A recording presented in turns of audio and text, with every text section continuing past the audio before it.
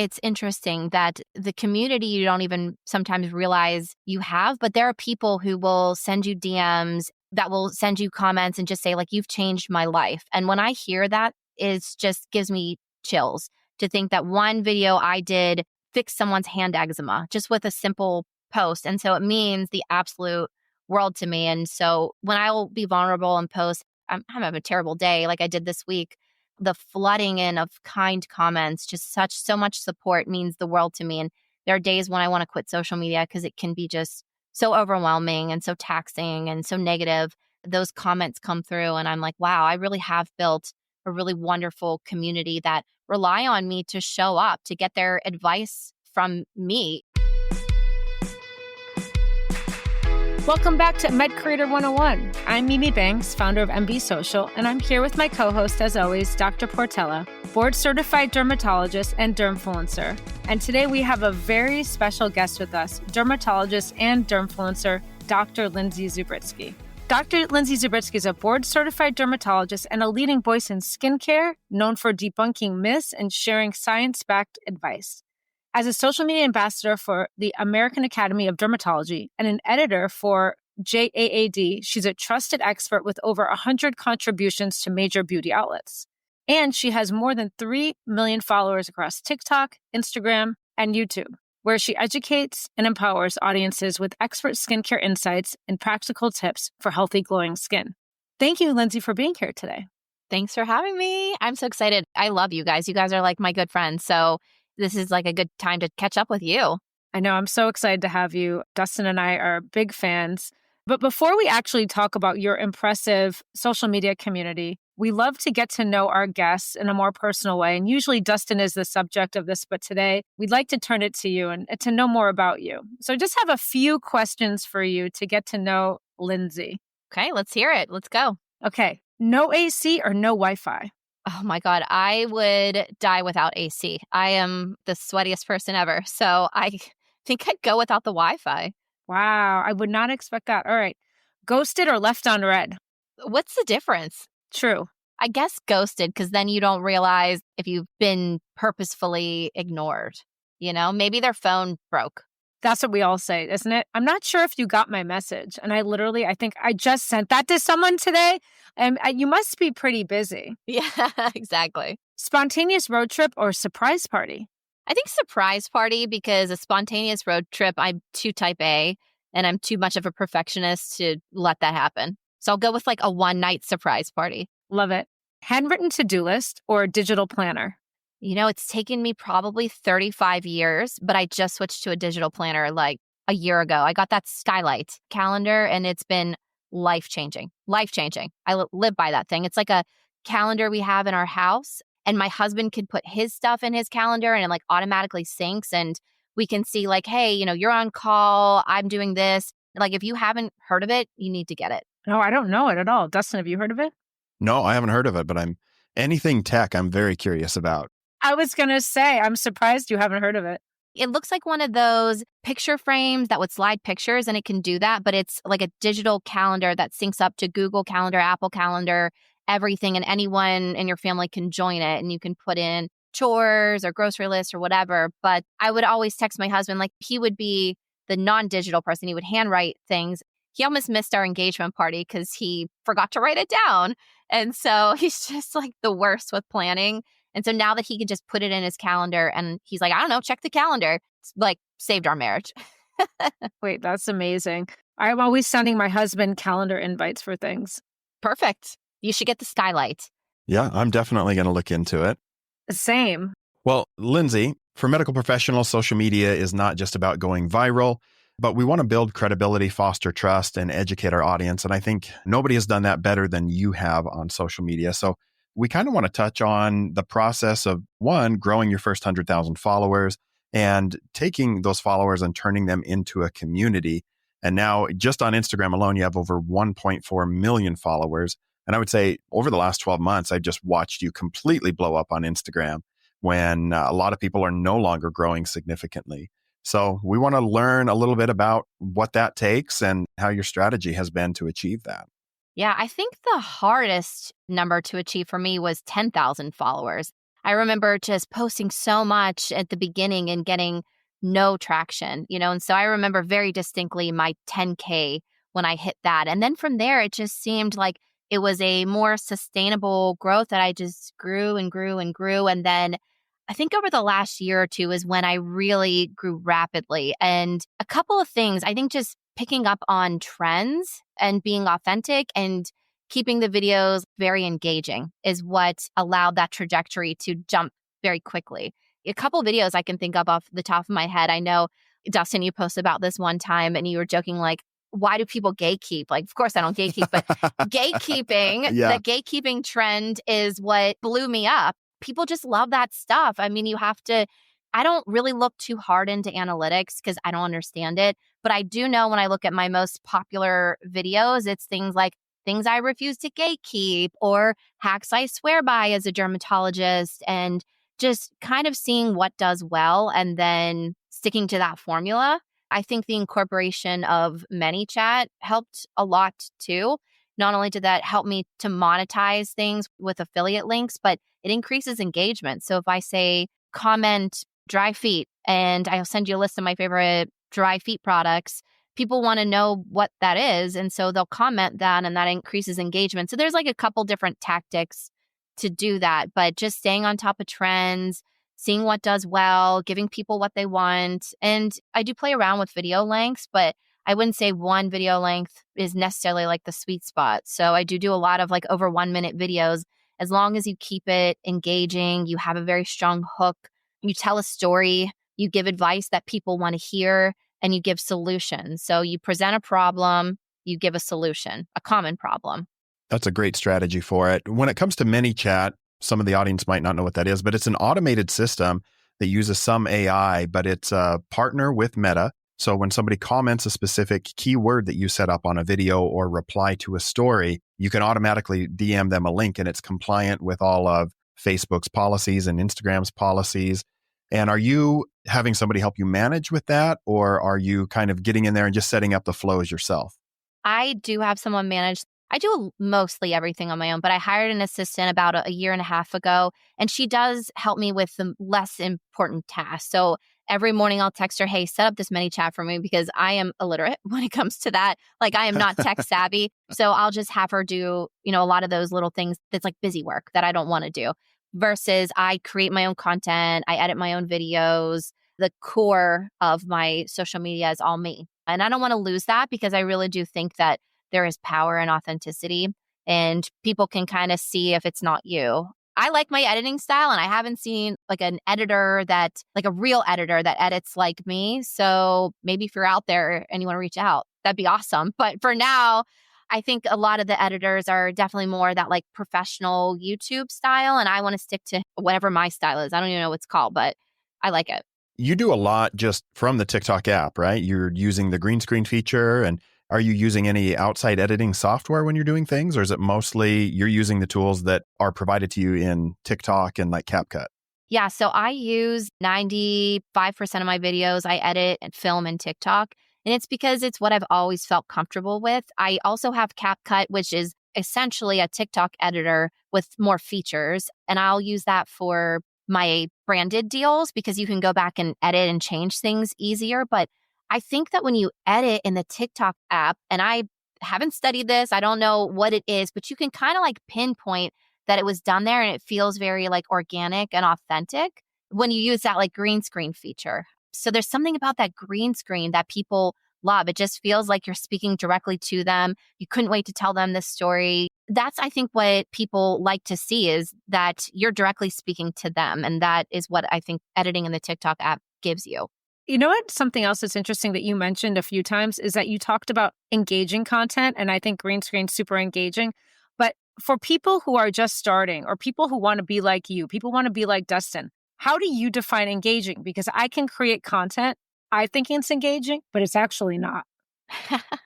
I mean, same as like beauty is in the eye of the beholder. I don't know. Whatever you personally consider engaging. And so I think by my definition, it's people having a conversation in the comments, looking at how many shares there are, how many saves there are people having like in-depth conversations? Are they asking you questions? And the views and the likes, right? Those are all by definition what makes something an engaged video. So you don't have to go in and know the analytics inside and out. You can just kind of look very quickly at what those numbers are. Yeah, I think the analytics are great if you have that mind that needs to see those specific analytics. But for me, it seems like a no-brainer. This video does well. This one went viral. Let's try to recreate it in a different way and see if we can do that again. So it's not rocket science. They try to make it rocket science with all these different analytics and this percent of viewers and where they're based and what their age is. And this is how long people watched your video. It could be helpful to see, hey, maybe my hook wasn't so strong. That's why people fell off here, what mark they fell off. But in general, it's look at what does well and don't copy and paste that, but try to follow that algorithm. For people who might not know, let's talk about hooks. Hooks are such an important part of your video creation and your storytelling, as you said. Can you explain more about how you think about hooks, what hooks are to you? So I will start this out by saying, and I hope if you're an influencer or a dermatologist listening, for the love of God, cut out the millennial pause. It is, to me, so cringe. And I know it's not your fault because I have the millennial pause. I just cut it out. Wait, what is it? It's whenever you're millennial and you start out a video and you take a breath. So say we're starting and I go, these are the 3 things you need to know. And so there's that 1 second breath that we do innately as millennials. And I don't know why that is. Gen Z doesn't. They just hit start and they start talking. But for some reason, there's this little glitch in our brains that we have to breathe before we start speaking. And that is 1 second of the 3 seconds that you have for a hook to catch someone's attention. So if you are wasting 1/3 of your time breathing, you're losing them. And so I think that is the subject of, or the title of this podcast. Yeah. Don't waste. Don't breathe. Don't breathe. Stop the millennial pause. But yeah, a hook is, they say that the first 3 seconds of a video will make or break your video. So that's when they decide whether or not they're going to watch the video, is those first 3 seconds. So you have to have a strong hook. And it could be either a verbal hook, it could be a text hook, or it can be a physical hook. So you can go in and I do a lot of verbal hooks. I'll say, hot girl hacks I refuse to gatekeep. And then you're like, oh, what secrets are the hot girls withholding from me? I want to know what the hot girls are doing. Or this trend is really popular. These are 5 things I would never do as a board certified dermatologist. And I love that trend because that's just such a good example of a hook, because it's well, this person with this knowledge would never do these things. What is it? Because I don't want to do it. But then there's also the physical hooks where you'll see someone, and I have a drink here, and they'll go like this. They'll be like, and this is a hook. Or they'll put lip gloss on. This is a hook. Those are hooks. That draws you in. I don't know why, but it does.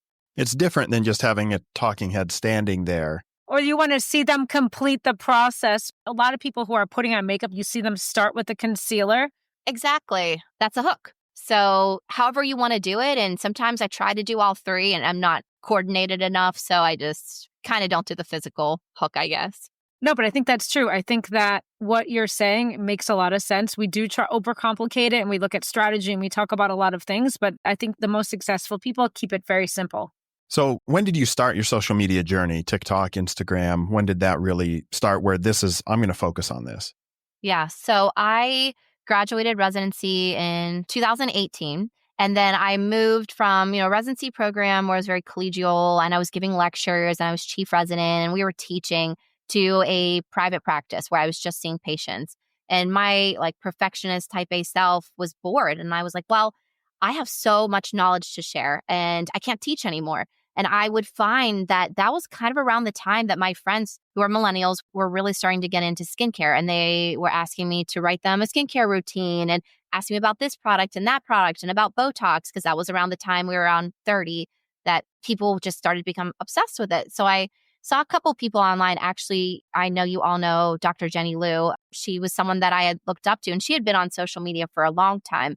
But this was pre-dermfluencer days. She just was talking about her family and doing some education. And I just thought that was super cool.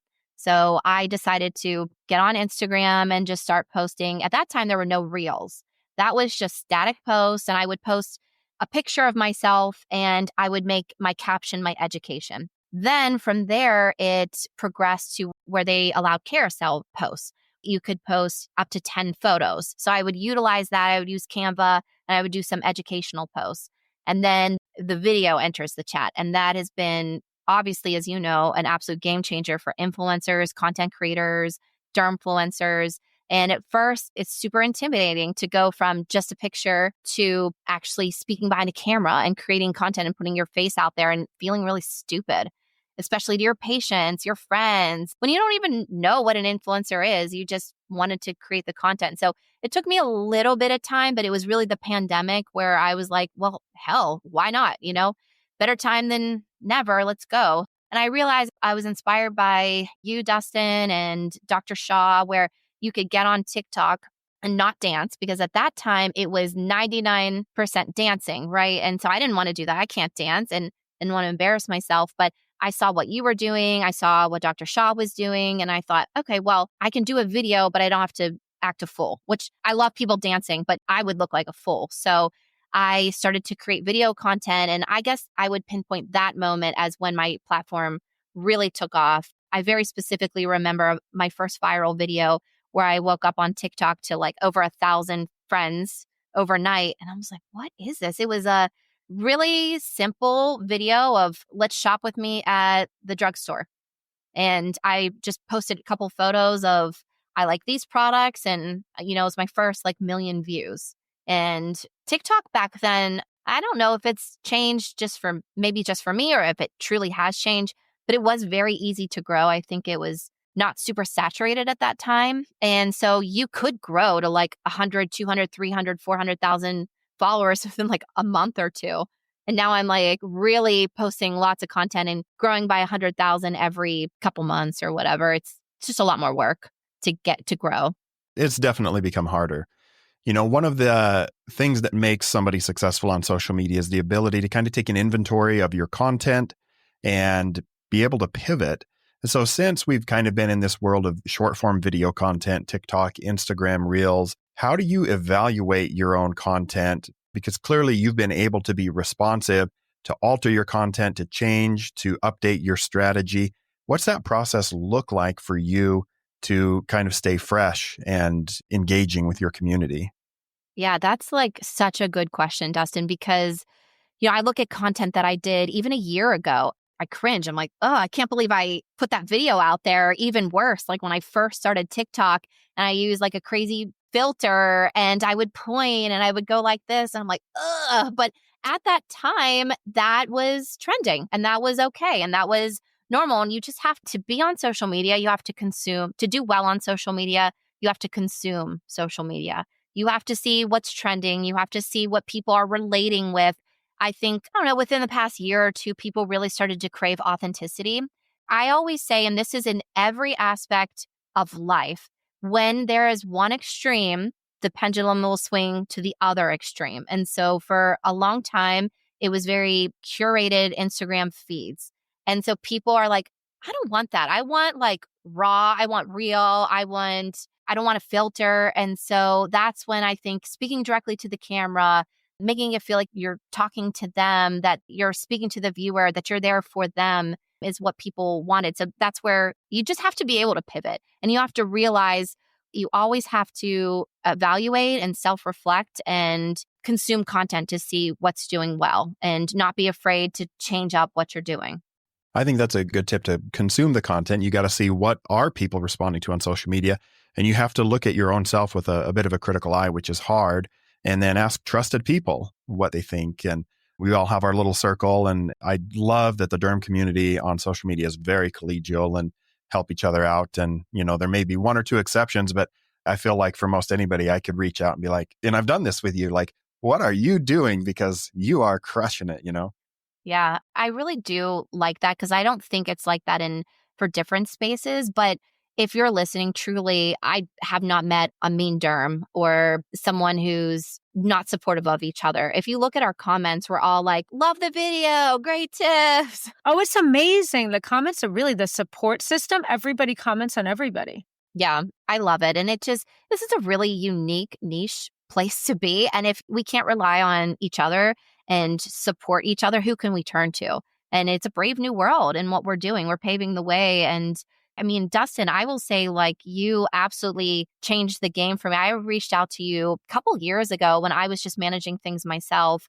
And I was like, hey, what are you asking brands for? And you were so kind to give me your media kit. And I was like, oh my God, I was just accepting any amount of money that someone would give me, completely lowballing myself. And so if you are listening and you want to pursue this like dermfluencer form of content creation and to potentially monetize it, make sure that you speak to someone who you emulate, that you trust, that's a friend that would feel comfortable talking finances, which is not a comfortable topic to talk about.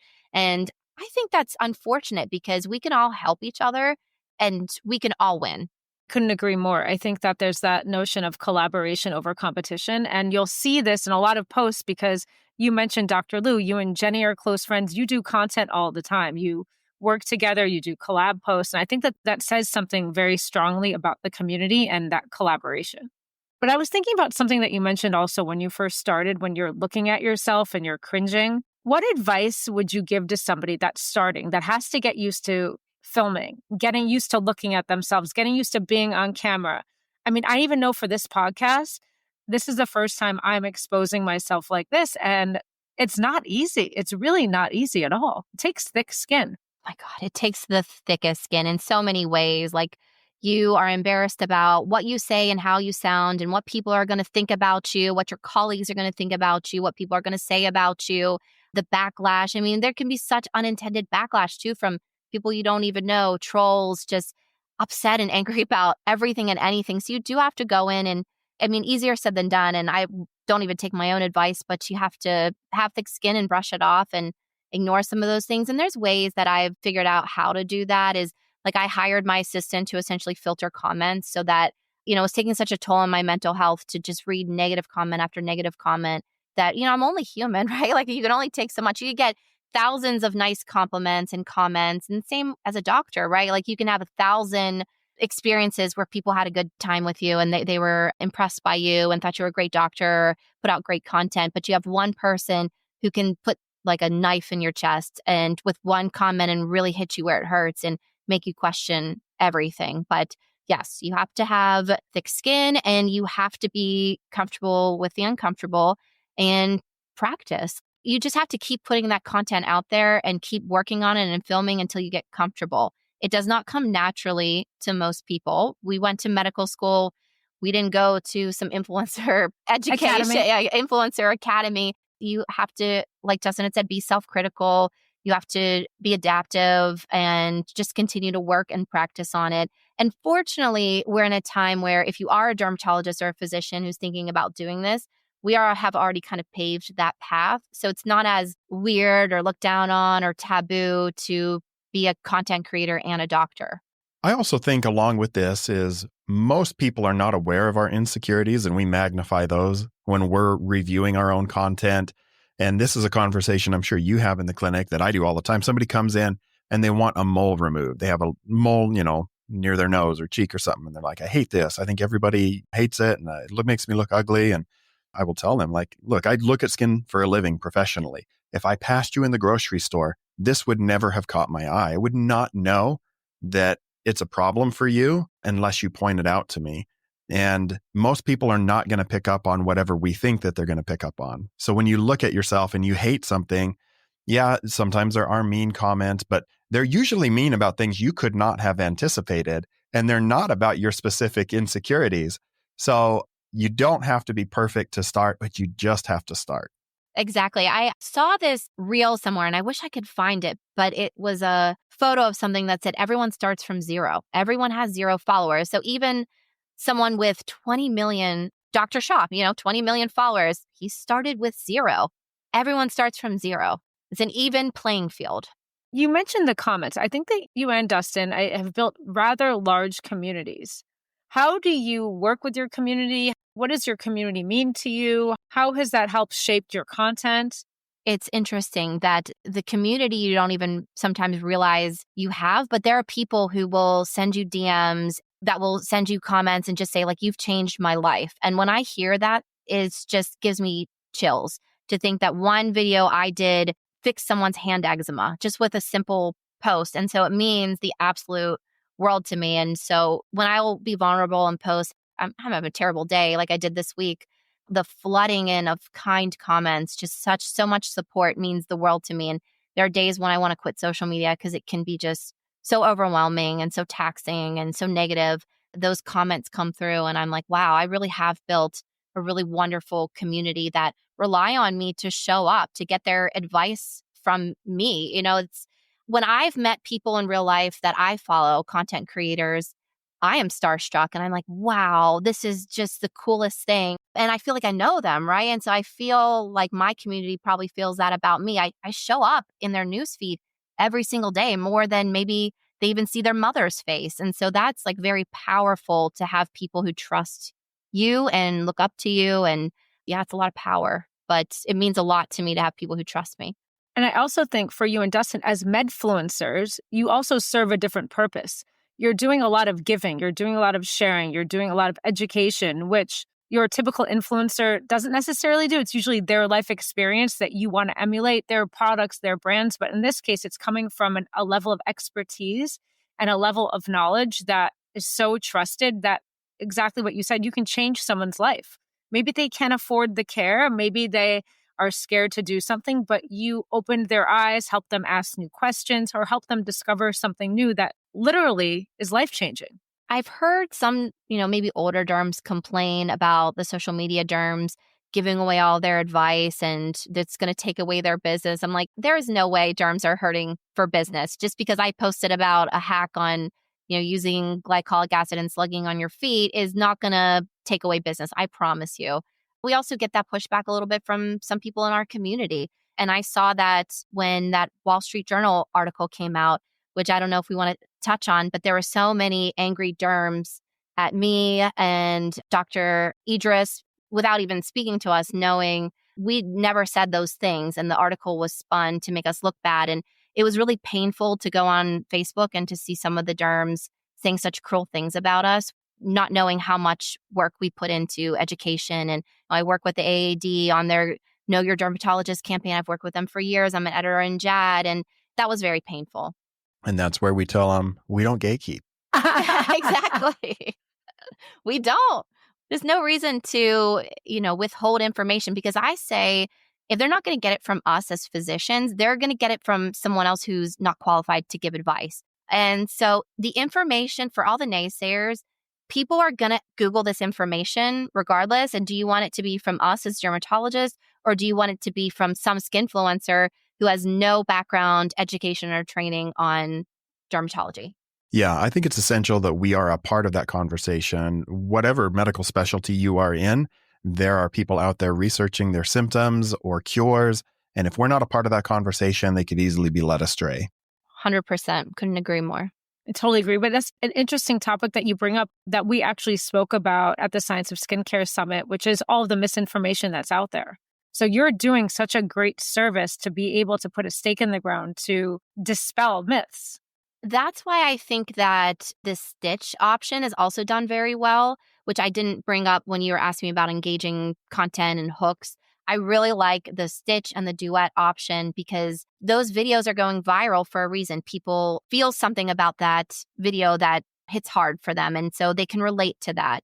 And so when you stitch it as a derm, you can offer some advice on it, whether it be you're debunking the misinformation that's out there or you're adding to a conversation. Say someone's struggling with back acne, that's something really common, and then you see the visual and it evokes an emotional response in you. Like, what should I do? And in the comments, you see people saying like, oh, throw some apple cider vinegar on it, or you need to change the air filters in your house, or you're doing something wrong. You need to do a nickel-free diet. And you're like, well, none of that's proven. And you're just hurting this person because they could now be developing scarring acne by delaying treatment or using the wrong things that could worsen it. Well, Dr. Zubritsky, it has been such a pleasure to chat with you today. And I have some insider knowledge that you may be coming out with a podcast as well. And would love to learn a little bit about that so that people can, from this platform, can also go and find that there, because I have no doubt it will be excellent. Thank you. I'm joining it with my fellow derm friends, Dr. Mamina and Dr. Jenny. It's called Skin Deep and Unfiltered. It is a completely unfiltered look at everything skin, life, motherhood. We'll have different guests on the show that have nothing to do with skincare. And it really just is about life, about being a mom, a dermatologist. And obviously, we're going to talk a lot about skincare too. So I would love if you guys could tune into that. You could subscribe. Again, it's Skin Deep and Unfiltered. And yeah, it's been really an honor to be invited on this podcast. Again, I love both of you. I love this whole space. I love this whole community, and I'm really passionate about it. And so it would mean the world to me if, you could like this podcast, you can follow this podcast, you can do the same for mine, and you can find me and Dr. Dustin on all those social media platforms and give us a like. And we'll definitely have a link to that here in the podcast show notes. I'm going to go add it to my podcast player now and give you guys a 5-star review. This has been such a pleasure to chat with you. And we thank everybody for tuning in to this episode of the Med Creator 101. Today, we covered some incredible tips from Dr. Lindsay Zubritsky, talking about growing your first 10,000 and 100,000 followers, how to be critical of your own content, and being able to pivot and create the kind of content that engages a community where you can grow trust and build credibility with a group of people who turn to you for expert advice. And there's nobody on social media that does it better than Dr. Lindsay Zubritsky. So thank you for tuning in, and share this podcast with a friend who's interested in the medical influencer space. And we'll see you guys on the next episode.